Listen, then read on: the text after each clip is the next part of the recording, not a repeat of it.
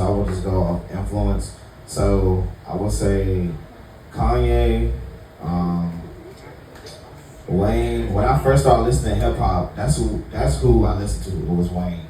So I'm gonna go with Wayne, and also I'm about to go with Drake. Oh, Yeah, I know. He's like I say, when I first started listening to hip hop, as I grew in years, especially in high school, that's someone who I was listening to. But nah, we can definitely get it started. Who who do y'all think won the beef between Kendrick and Drake? And just simply give a couple reasons why, one or two reasons why.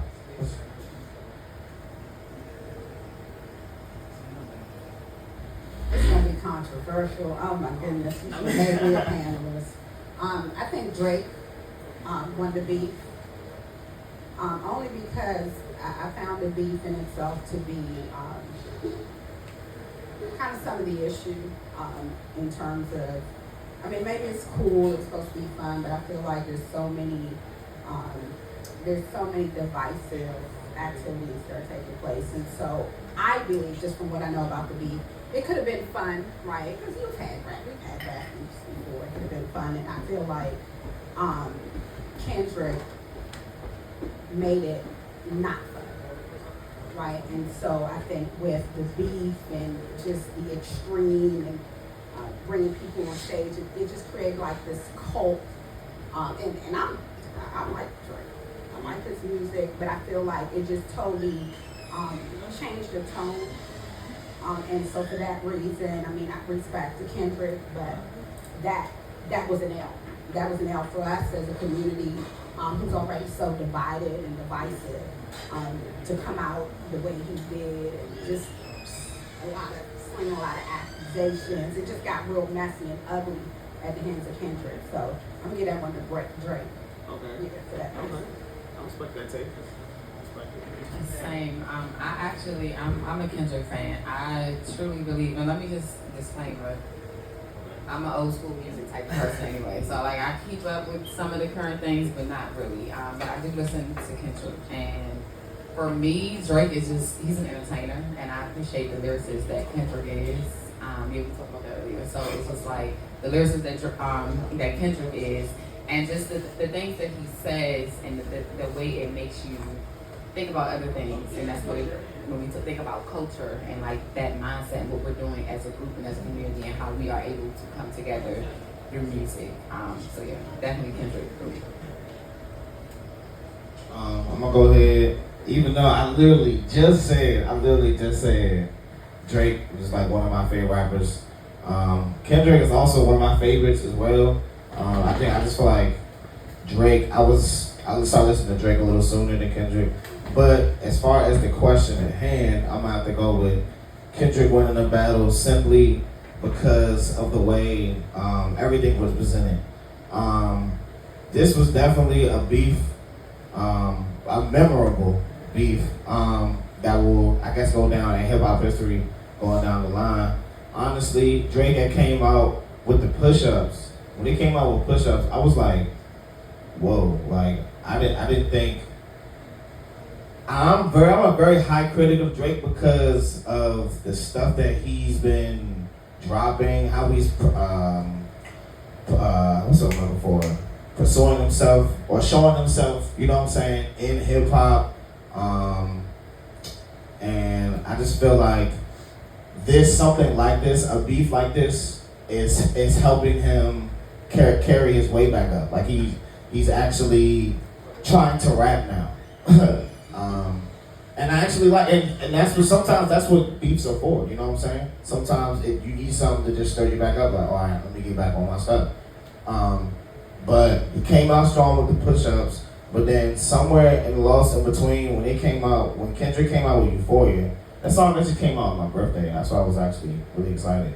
I was like, okay, Kendrick just reminded us who he really is, like as a rapper. But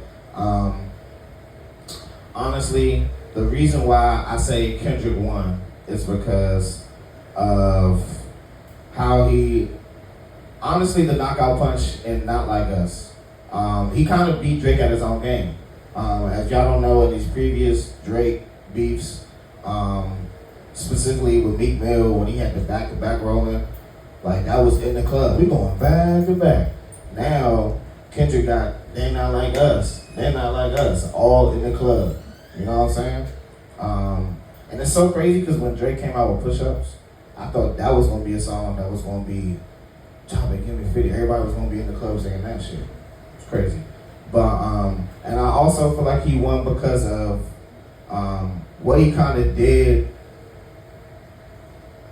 like how he just broke down and how he talked about like Drake on They Not Like Us, like, and then for him after his victory lap with the pop out and actually bringing everybody on the stage, bringing people together, whether it was like Bloods, Crips, or whatever it may be in the West Coast, all the artists in the West Coast came out. I was like, yeah, that was just the cherry on top. But that's just my opinion. So yeah.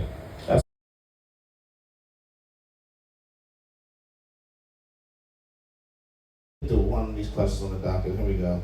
So after that, now that being said, what role do you think these rivalries play in shaping the cultural landscape of hip hop right now? Like just currently.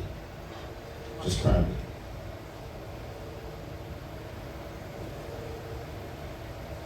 So I guess that, my response to the first question also is my response to the second question.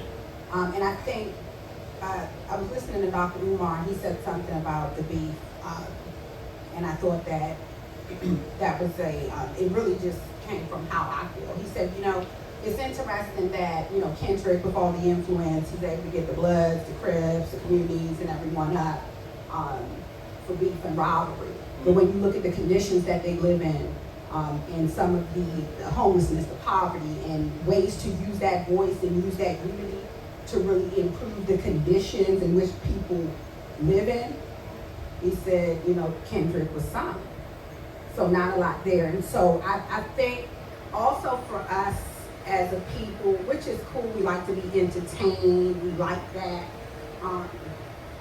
the rivalry, but I don't believe a lot of people can separate that. You know what I mean? And I do believe that it is damaging. So even if not knowing anything about Drake or Kendrick, because they not like us, right? And it's everywhere. It's every time it's in commercials, it's everywhere.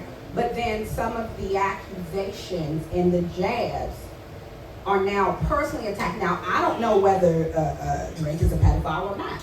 People don't even know Drake, but now people are booing him because he's a pedophile, and and I feel like when you have that kind of influence, right, and you're talking about culture again, going back to us as a people who are already like together, strong, not constantly killing each other, then yeah, throw some of that out. That's cool. But I just feel like to have more using something that's very influential, like music and hip hop culture, to continue to divide. Yeah. I just feel like it doesn't. It just doesn't set a good tone. Because if music is music and everyone's like, okay, cool, we got that was cool, that was a nice.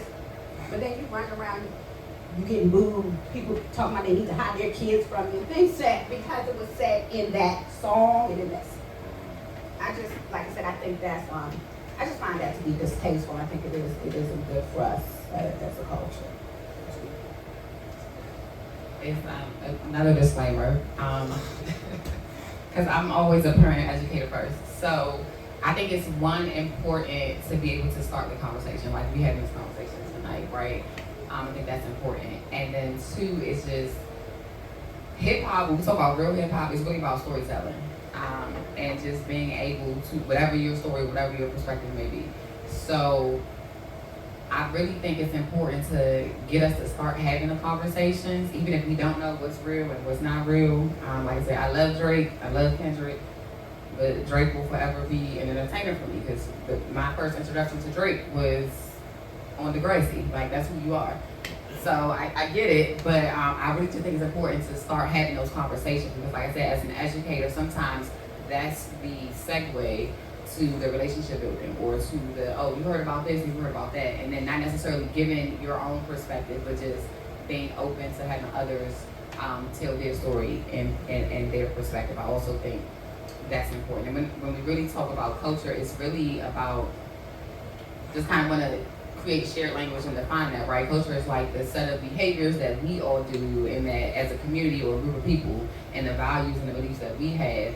But sometimes we might come from different communities or we come from different neighborhoods. So just because we look alike or it seems like we might be a part of the same culture, we're actually not. So I think it's really important to kind of expose those differences and those nuances so that we can come together and have like the conversations that we need to have. Those are all good points, man. So to answer the question of what role do these rivalries play in shaping the cultural landscape of hip hop, so I literally what I said was I feel like the beef has caused like hate between some of the best collaborators from some of the timeless music that I used to listen to. You know what I'm saying? I feel like also diss tracks are cool for the competitiveness of hip hop, but sometimes it can cause negativity through bars being said, allegations, and rumors. To your point, so it's so crazy. We always hear, we all go to the club, we go out. Over these past couple of years, 10 years, damn near 15, we've been hearing, well not 15, but we've been hearing Drake, Future on songs that we're hearing. The Life is Good, that joint, they got a whole album together, endless collabs. Now we probably may not see that anymore. I'm trying to think. Drake and Rick Ross, they've had endless collaborations. I may not see that anymore. Drake and The Weeknd, obviously they kind of been separated, but now it's like literally like icing on the cake. I don't know. And it's just like, we would love to see, in a fantasy world, we would love to see maybe Drake and Kendrick finally get back on the song. They only had one song together. I feel like it don't even count. It was so long ago. But it's just crazy to see, like I said, competitiveness, like the diss tracks, they bring competitiveness in hip hop, and that's the culture. That's what we want. We want to see the best out of people and how we can bring a certain craft out of people, bringing out certain experiences. But yeah, that's just kind of what I feel like. And I'm talking about minority in terms of the mindset, right? So there are people who, like us, are educated enough, right? Who can understand, go deeper with it, right? Who are listening, listen to it, and can pull out some of the appreciation that you pulled out. I work with kids as well, right? And if you have this conversation with the majority of people who are influenced, am I going to listen to Kendrick Lamar call somebody random, I don't know, a pedophile, and then make a judgment about Drake? Absolutely not. Because there's a different level of understanding and education. But have this conversation around kids. The communities that this music is targeting, and ask them the question. They're not going to say that. They're not going to say, well, there's an appreciation because you said that Kendrick has done all this stuff for the community. You go ask the kids or the communities that are listening to Kendrick, what do you know Kendrick for? And they won't tell you it's for building schools and clean up food. They won't tell you that, right? I know because you have them chanting. Now, again, and the only reason I pull out the pedophile, because whether he's a pedophile or not, I don't know. That's speculation. But the fact that a song or a culture has so much impact, that's something that may not be true. Someone is now judged, booed, ridiculed. That's the type of influence. So let's say I'm a good orator. I can put bars and stuff together. And now I have an issue with you, Cornell. And so I'm going to drop a bar and say, yeah, because Cornell eats ants instead of ice cream. something ridiculous, right? But it sounds good and it's catchy. Now you have this good man here that no one knows about. People don't want to be around him because, yeah, you eat ants. And now anyone who is around an ant or looks like an ant, no, because you can't even say ant, you can't say cornel. And so that's the other impact. When I talk about influence, it's not from my perspective, right? Because that's not me. I'm not the majority that will follow whatever's popular. That's what I'm jumping on. I'm educated and informed enough to know that it is entertainment. That isn't my beef. I don't know enough about this man to form an opinion. The verdict is, the jury's still out, the verdict's not in. But if you ask the majority of people that are influenced by that music, if they share that same perspective, absolutely not. Some people, I work with kids, right?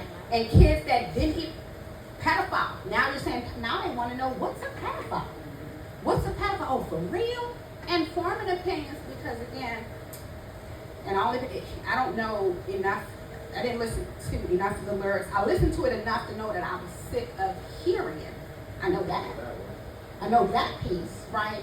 But it just, like I said, it's deeper for me because I always look at the community I serve and the people that I assist and how they're impacted. I don't look at me, no.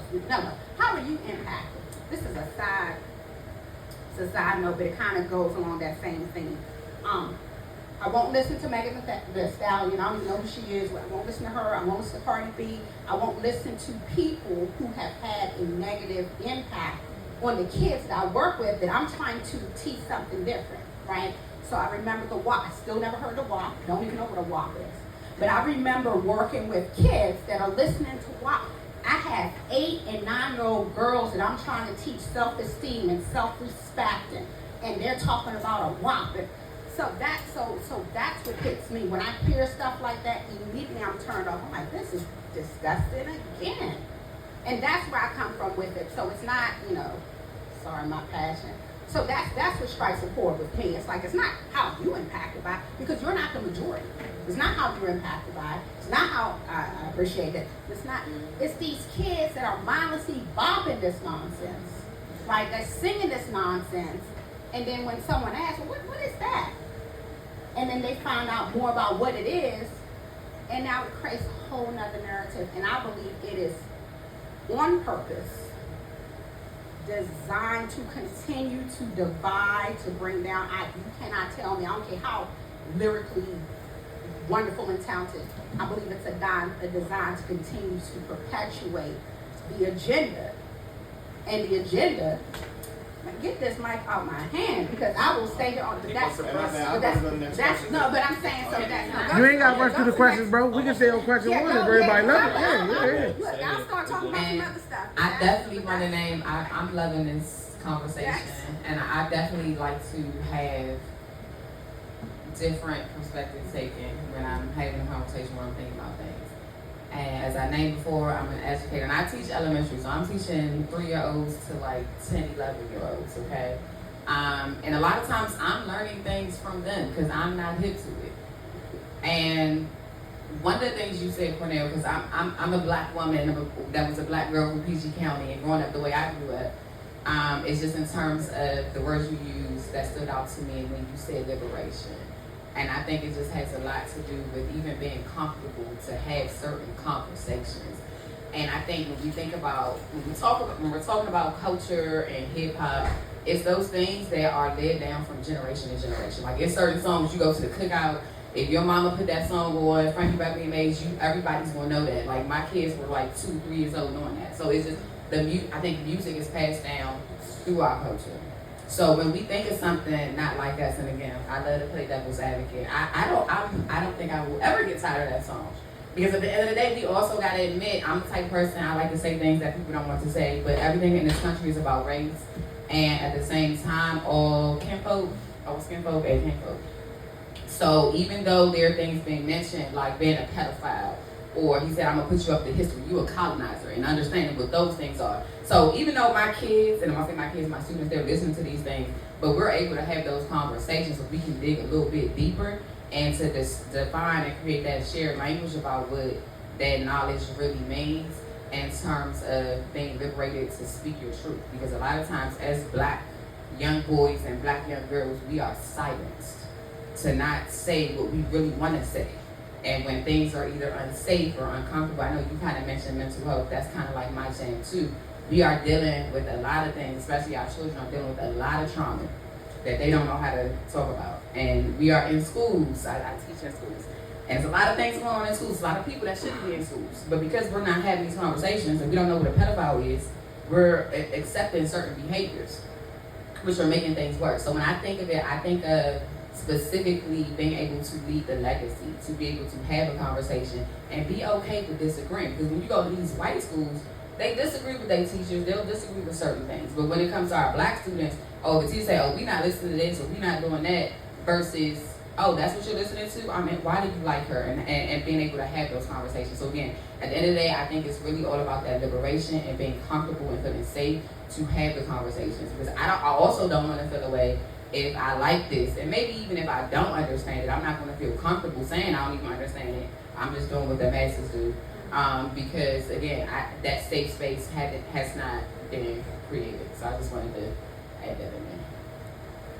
In the community, you grab them up just randomly and ask them, who influences you?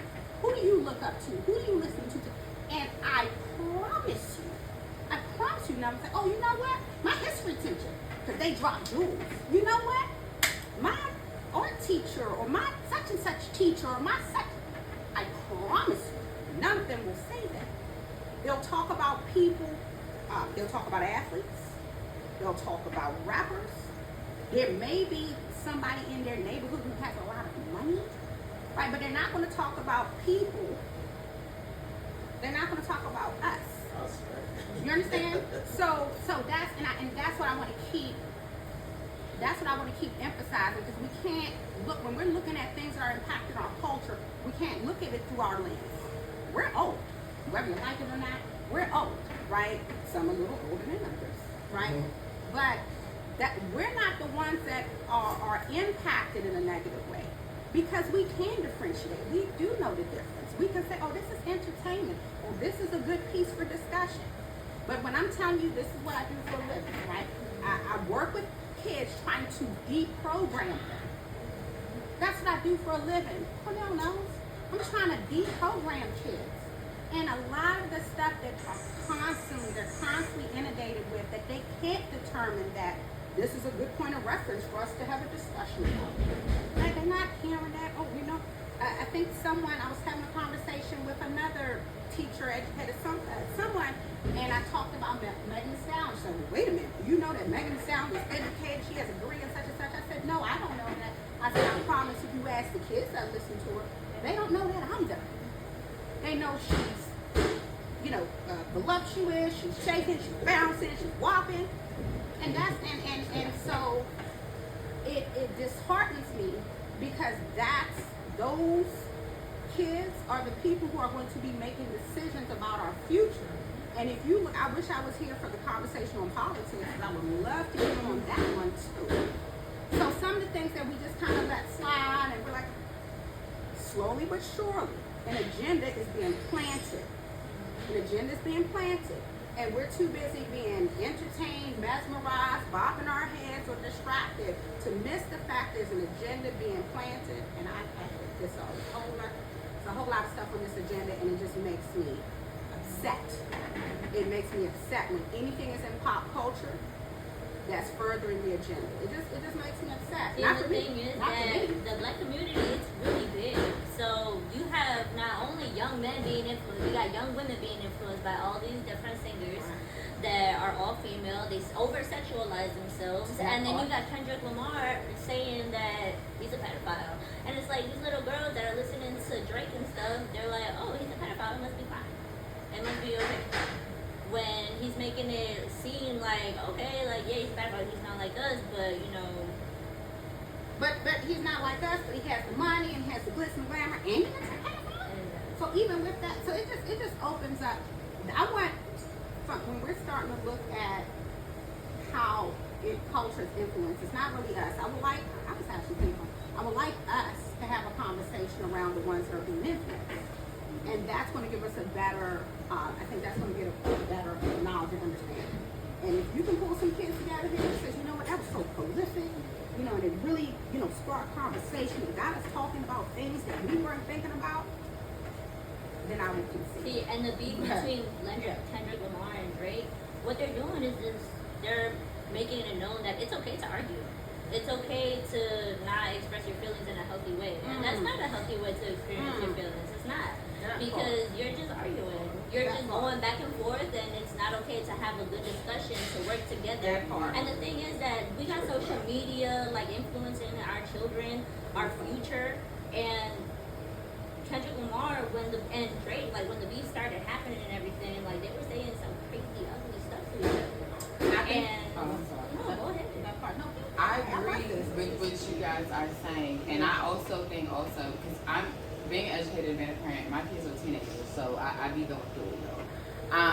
But it just makes me think of how responsible we are for educating the next generation. Like my thing is big on leaving the legacy, and I know there are some things I feel like there was lacking with the baton being passed from my generation to the generation that came before me, and things that I'm trying to make sure I'm passing on to the generations that I'm leaving. Right? We gotta leave the legacy, and I think we get confused with healthy conflict and conversation and thinking that's argumentative. And it's great to have like these conversations we have now. All of us have different opinions. We're able to have this conversation, which is great. And I think it's just also important to create that space and that opportunity for children. And a lot of times we say, oh, they can't do this, or they're thinking about this, or they're thinking about that.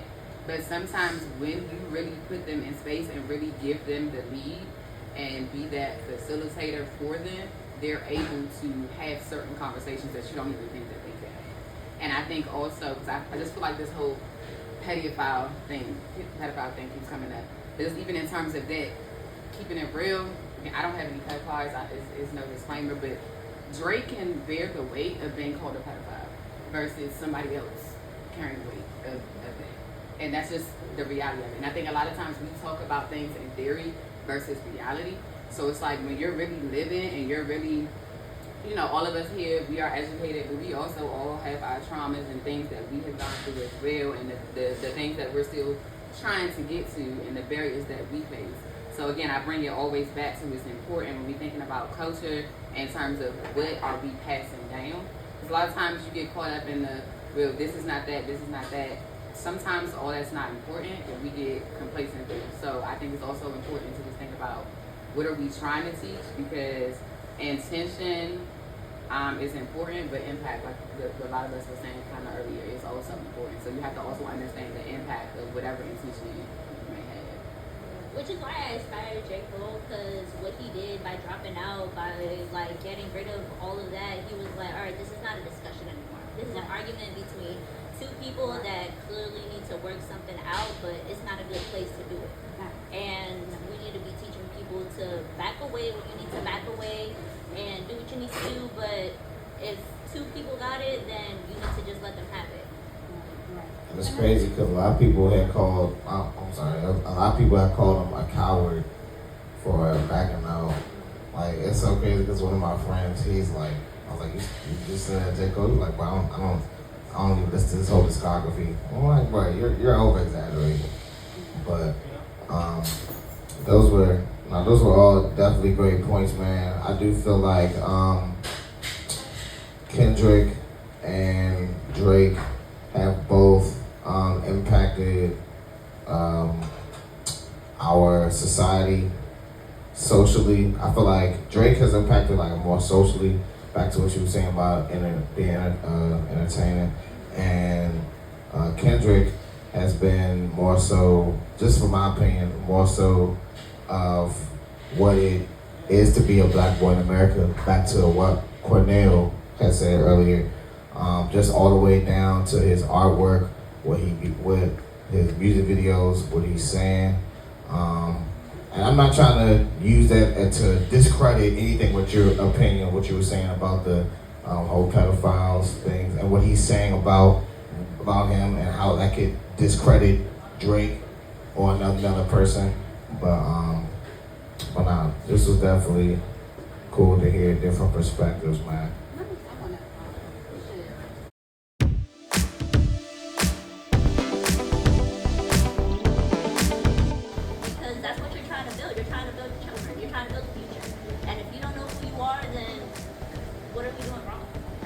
think that's the beauty of it. Like that is it's all about literally figuring that out, and depending on